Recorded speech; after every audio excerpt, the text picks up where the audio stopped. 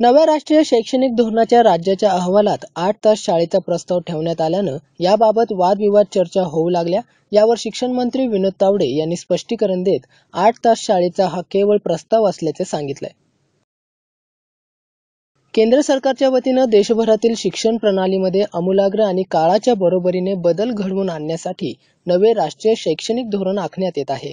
यासाठी केंद्र सरकारच्या वतीनं प्रत्येक राज्याला नव्या राष्ट्रीय शैक्षणिक धोरणाअंतर्गत सूचित करण्याचं सांगण्यात आलंय. त्यानुसार महाराष्ट्र राज्य शासनाने आपल्या राष्ट्रीय शैक्षणिक धोरणावरील अहवाल सादर केलाय.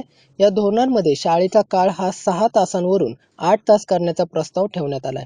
मुलांच्या आकलनानुसार शाळेच्या काळात वाढ करण्याचा प्रस्ताव आहे. मात्र 8 तास शाळेच्या प्रस्तावाबाबत उलटसुलट चर्चा होऊ लागल्यानं 8 तास शाळा हा विषय केवळ प्रस्तावात असल्याचे स्पष्टीकरण शिक्षण मंत्री विनोद तावडे यांनी दिले. धोरण ठरवताना करण्यात आलेल्या चर्चेतूनच हा प्रस्ताव ठेवण्यात आला आहे. शैक्षणिक धोरणाअंतर्गत अंतिम निर्णय अद्याप झाला नसून विद्यार्थ्यांच्या शैक्षणिक भवितव्याचा विचार करूनच निर्णय घेतले जाणार असल्याचेही त्यांनी स्पष्ट केले.